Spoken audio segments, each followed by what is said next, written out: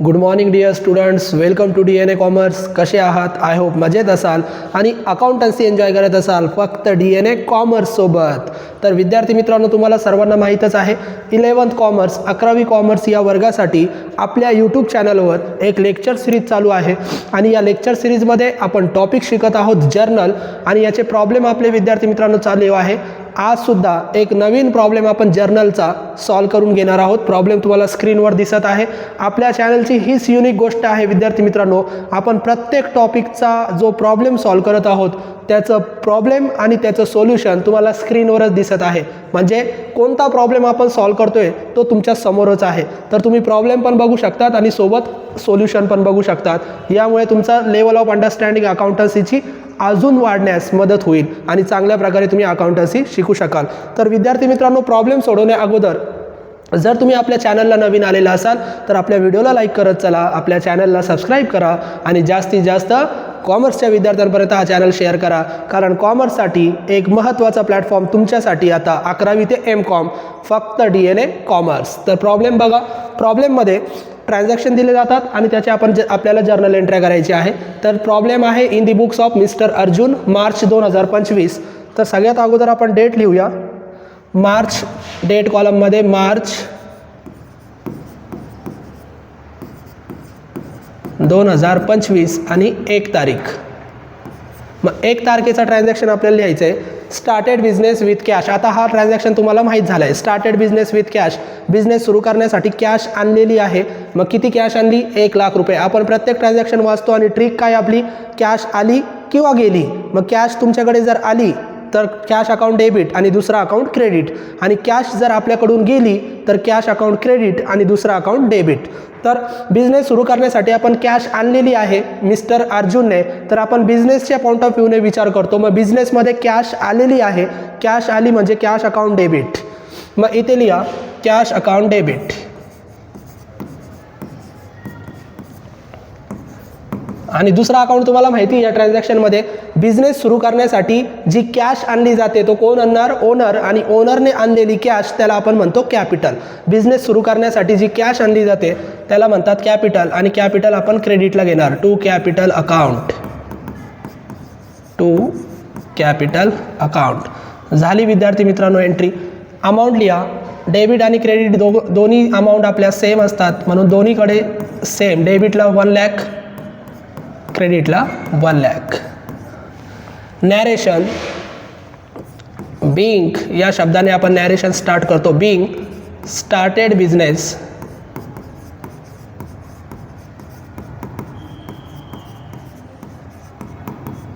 With cash. Started business with cash. पहिली entry झाली. दुसरी entry salary. Salary paid. Salary म्हणजे पगार, वेतन. आपण तो पेड केला. पेड म्हणजे देणे. मग सॅलरी कर्मचाऱ्यांना दिली. दिल्यामुळे कॅश येणार का जाणार? कॅश जाणार. मग कॅश अकाउंट क्रेडिट आणि सॅलरी अकाउंट डेबिट. मग salary account debit to cash account. किती तारीख आहे? 2 तारीख. मग सॅलरी अकाउंट डेबिट. कॅश आपली जाणार म्हणून कॅश अकाउंट क्रेडिटला to cash account. Salary account debit to cash account. Amount आहे दोन्हीकडे लिहा 5000. मग अमाऊंट लिहा 5000 डेबिटला, 5000 क्रेडिटला. नॅरेशन. बिंग ट्रान्झॅक्शन बघायचं, नॅरेशन तयार करायचं. Salary paid. मग लिहा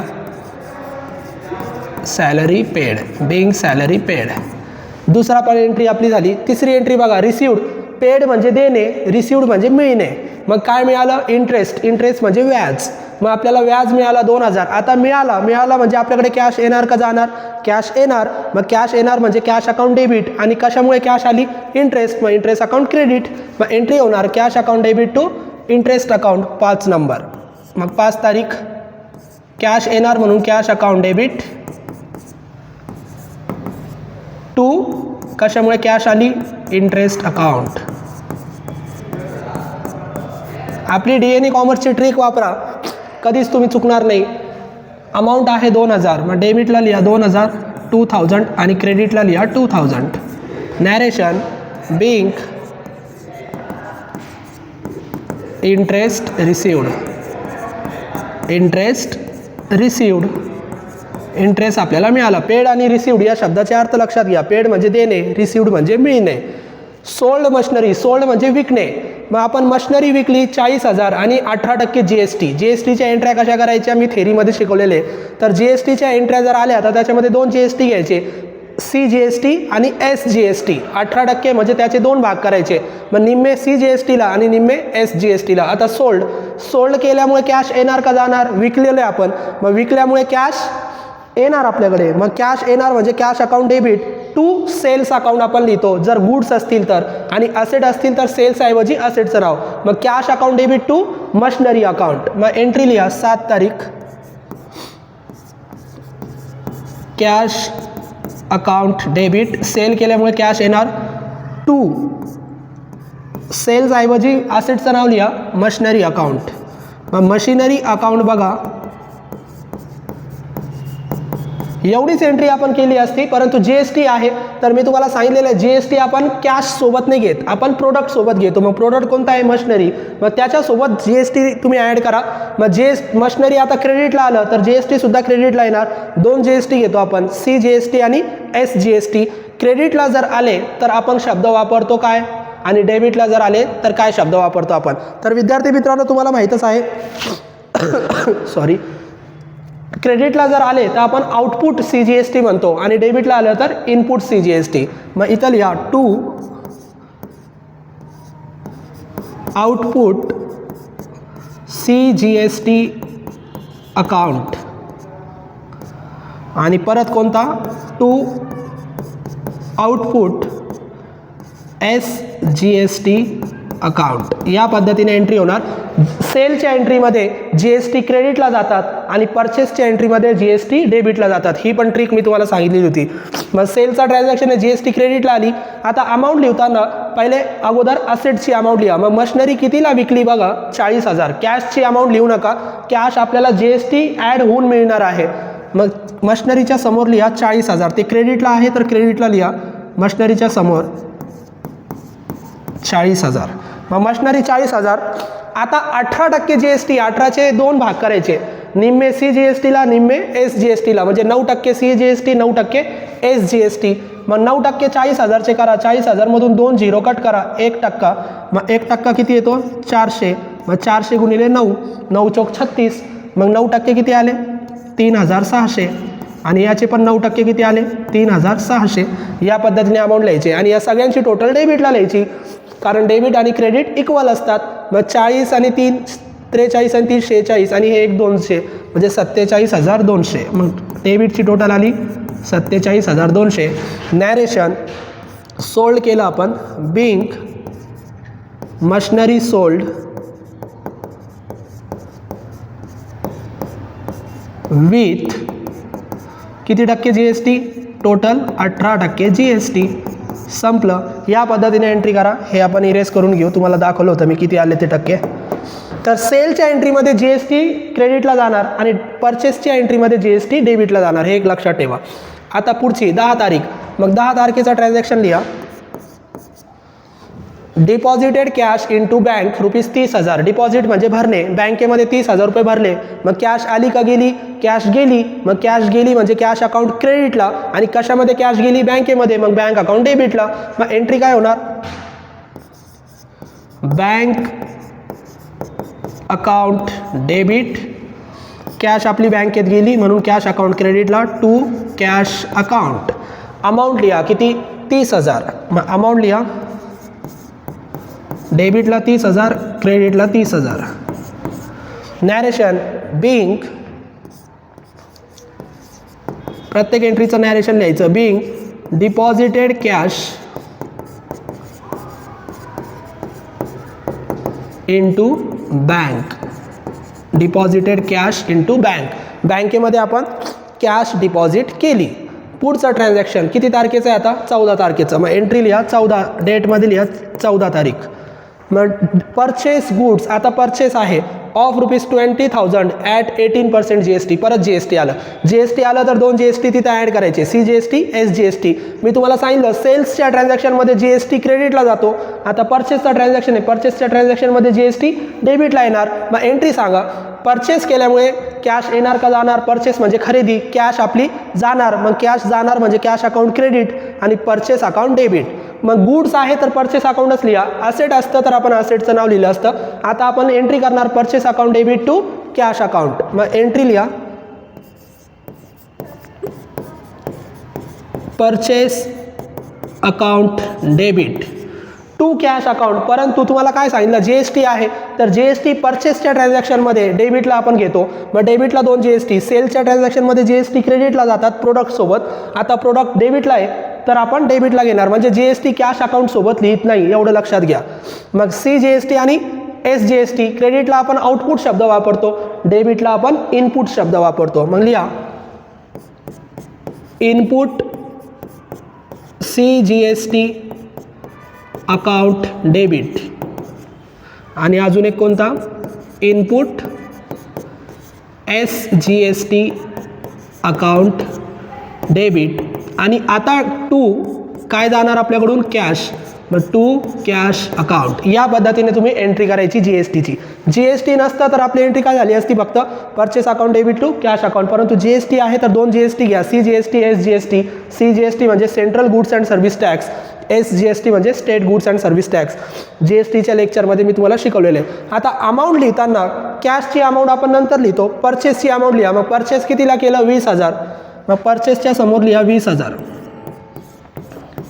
आणि टोटल जीएसटी आहे 18%. मग त्याच्यापैकी निम्मे सी जीएसटी आणि निम्मे एस जीएसटी. मग 18चे निम्मे 9, मग 9% सी जीएसटी आणि 9% एस जीएसटी. मग 1%, 20,000चे 1% म्हणजे 2 झिरो कट करा 20,000 मधून, शिल्लक किती राहिले, 200. बरोबर ना, इथं दाखवतो मी तुम्हाला. मग शिल्लक किती राहिले, 200 राहिले. मग मला सांगा 200 रुपये गुणिले आपल्याला 9%, मग 200 गुणिले 9 किती येतात, 9 दुने 18 म्हणजे 1,800. मग 9% किती आले, 1,800 आणि याला पण 9% किती आले, 1,800. मग टोटल आता क्रेडिटला लिहा, कारण डेबिट आणि क्रेडिट इक्वल असतात. मग 20 आणि 18 आणि 18 36, मग हे किती झाले, 3,600 आणि 20 म्हणजे 23,600. या पद्धतीने तुम्ही ते सोडवायचं आहे. आणि नॅरेशन लिहा, बिंग परचेस केलं आहे आपण, परचेस गुड्स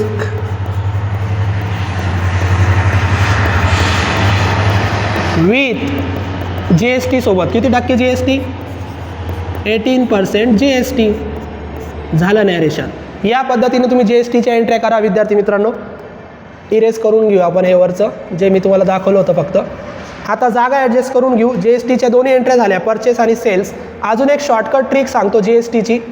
सेल्सची एंट्री असेल तर जीएसटी क्रेडिटला जाणार आणि परचेसची एंट्री असेल तर जीएसटी डेबिटला येणार. बघा, सेल्सची एंट्री जीएसटी क्रेडिटला वस्तूसोबत आणि परचेसच्या एंट्रीमध्ये जीएसटी डेबिटला वस्तूसोबत. कॅशला जीएसटी लागू करायची नाही. पुढचं 14 तारीख झाली, 16 तारीख. मग एंट्री लिहा 16 तारीख. 16 तारखेची एंट्री बघा, पेड म्हणजे देणे, वेजेस म्हणजे मजुरी. मग मजुरी दिली 3,000. मग दिल्यामुळे कॅश येणार का जाणार, आपण ती ट्रिक वापरणार, कॅश जाणार. मग कॅश जाणार म्हणजे कॅश अकाउंट क्रेडिट आणि कशामुळे गेली, वेजेस. मग वेजेस अकाउंट डेबिट. मग लिहा wages account debit to cash account. मग किती वेजेस आहे, 3,000. मग डेबिटला लिहा 3,000, क्रेडिटला लिहा 3,000 आणि नॅरेशन बिंग ट्रान्झॅक्शन बघायचं आणि नॅरेशन तयार करायचं. वेजेस पेड केले आपण, दिले वेजेस, मजुरी दिली. पुढचं परचेसचा ट्रान्झॅक्शन परत आला, पण आता जीएसटी नाही आहे. मग जीएसटी नसेल तर जीएसटी घेऊ नका, फक्त परचेसची एंट्री करा. मग purchase goods from Sachin 15,000 on credit म्हणजे उधारीवरचं. उधारीवर असेल तरी आपण कॅशचीच ट्रिक वापरायची. मग परचेस खरेदी केल्यामुळे कॅश येणार का जाणार, कॅश जाणार म्हणजे कॅश अकाउंट क्रेडिट आणि परचेस अकाउंट डेबिट.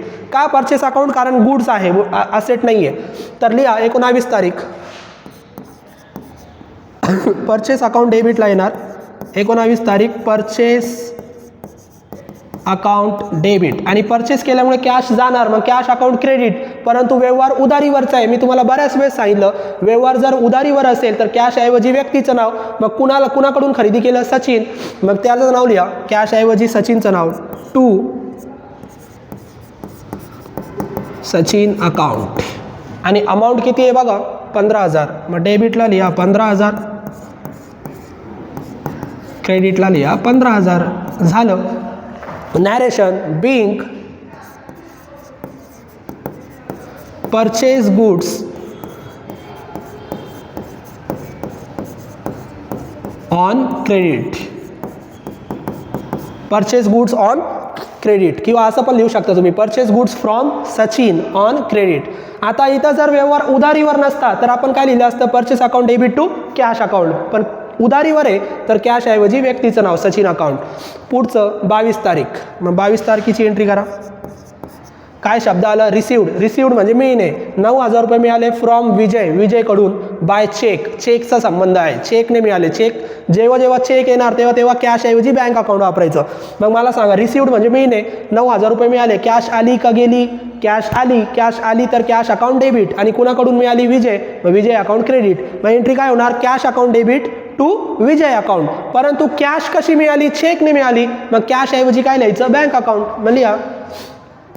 चेक नसतं तर आपण कॅश अकाउंट लिहिलं असतं. आता लिहा बँक अकाउंट डेबिट टू कुणाकडून मिळाली? विजय अकाउंट. अमाऊंट किती बघा, 9,000. मग डेबिटला लिहा 9,000, क्रेडिटला लिहा 9,000. Narration being cash received by cheque. चेकने आपल्याला कॅश मिळाली. Cash received by cheque. इथं चेकने मिळाली नसती तर आपली एंट्री झाली असती cash account debit to Vijay account. 25 तारीख. मग 25 तारखेचं ट्रान्झॅक्शन लिहा. आता 25 तारखेला सोल्ड आहे. सोल्ड म्हणजे विकले, गुड्स विकले. मग गुड्स म्हणजे सेल्स अकाउंटच वापरतो आपण. To Ravi ₹10,000 on credit. Credit म्हणजे उधारीवर, परत उधारीवर आलं तरी कॅशची स्ट्रीक वापरायची. मग सेल्स केल्यामुळे कॅश येणार का जाणार? विकल्यामुळे कॅश येणार. मग कॅश अकाउंट डेबिट टू कुणाकडून काय केलं आपण, सेल्स केलं. मग कॅश येणार. मग cash account debit to sales account, कारण सेल्स अकाउंट वापरायचं असेच नाही आहे. मग सेल्स अकाउंट, मग cash account debit to sales account ही एंट्री करणार. परंतु काय व्यवहार उधारीवर आहे. मग उधारीवर असेल तर फक्त कॅश ऐवजी काय करायचं, व्यक्तीचं नाव. मग आत्ता आपल्याला कॅश नाही मिळणार परंतु भविष्यात मिळणार. कुणाकडून? रवीकडून. मग कॅश ऐवजी Ravi account debit to sales account. मग 25 तारीख Ravi account debit to sales account. मग किती बघा, 10,000. डेबिटला लिहा 10,000, क्रेडिटला लिहा 10,000. Narration being sold goods on credit उधारीवर. आता मला सांगा, उधारीवर जर नसते तर काय एंट्री झाली असती? उधारीवर नसते तर कॅश. मग रवी ऐवजी cash account debit to sales account अशी एंट्री केली असती आपण. तर या पद्धतीने आपण अजून एक एंट्री राहिली म्हणून जागा ॲडजस्ट करू, वरती घेऊ थोडं. पुढची एंट्री करायची विद्यार्थी मित्रांनो. पुढची एंट्री बघा. आता withdraw from bank ₹5,000 for personal use. Personal use म्हणलं तर तुम्हाला माहिती आहे, ओनरनी स्वतःच्या वापरासाठी पैसे वापरले तर आपण तिथं काय म्हणतो, ड्रॉइंग. पर्सनल यूज आलं तर ड्रॉइंग अकाउंट घ्यायचं. आणि ड्रॉइंग अकाउंट आपण नेहमी डेबिटला घेतो. आणि पर्सनल यूजसाठी त्यांनी पैसे काढले तर पैसे काढले म्हणजे कॅश गेली. मग कॅश अकाउंट क्रेडिट. मग एंट्री काय होते, drawing account debit to cash account. परंतु इथं त्याने बँकेतून पैसे काढले, बिझनेसमधून नाही काढले. मग बँकेचा उल्लेख आला तर तुम्हाला माहिती आहे कॅश ऐवजी काय लिहायचं, बँक अकाउंट. मग drawing account debit to cash account अशी एंट्री होती. तर आता करा drawing account debit to cash ऐवजी बँक अकाउंट. 30 तारीख. परंतु ज्या ज्या वेळेस पर्सनल यूजसाठी पैसे वापरणार ड्रॉइंग अकाउंट डेबिटलाच घ्यायचं विद्यार्थी मित्रांनो. ड्रॉइंग अकाउंट क्रेडिटला घेऊ नका. ड्रॉइंग अकाउंट डेबिट टू आपण कॅश अकाउंट लिहितो, परंतु इथं बँकेतून काढले मग आपला बँकेचा बॅलन्स कमी झाला म्हणून इथं लिहा bank account to bank account. Cash ऐवजी बँक अकाउंट. फक्त एवढंच लिहिलं. अमाऊंट किती, 5,000. मग डेबिटला लिहा 5,000, क्रेडिटला लिहा 5,000. तो नॅरेशन लिहा being cash withdraw from bank for personal use. Cash withdraw from bank for personal use. बँकेतून काढली म्हणून बँक अकाउंट दिलं, अदरवाईज आपण drawing account debit to cash account. संपल्या एंट्र्या, टोटल करा. मग खाली लिहा टोटल, आणि जेवढी टोटल डेबिटची तेवढीच टोटल आपली कशाची येते, क्रेडिटची. मग सगळ्यांची टोटल करा तुम्ही, किती येते बघा. तर मी इथं लिहितो, तुम्ही नंतर चेक करा. एवढी टोटल आली पाहिजे, 2,49,800. 2,49,800. 2,49,800 एवढी टोटल येते. तर याच्यामध्ये जी एस टीच्या एंट्री आल्या होत्या. परत एकदा सांगतो, परचेसच्या ट्रान्झॅक्शनमध्ये जी एस टी डेबिटला आणि सेल्सच्या ट्रान्झॅक्शनमध्ये जी एस टी क्रेडिटला. या पद्धतीने तुम्ही जी एस टीच्या एंट्र्या सोडवा. बाकीच्या सगळ्या सोप्याच एंट्र्या होत्या. तुम्हाला हा प्रॉब्लेम आपण सोडून दाखवलेला आहे. आय होप तुम्हाला हा प्रॉब्लेम समजला असेल. असेच नवनवीन प्रॉब्लेम आपण पुढच्या लेक्चरला पण शिकत जाऊ. आत्ता आपण इथं थांबूया. थँक्यू.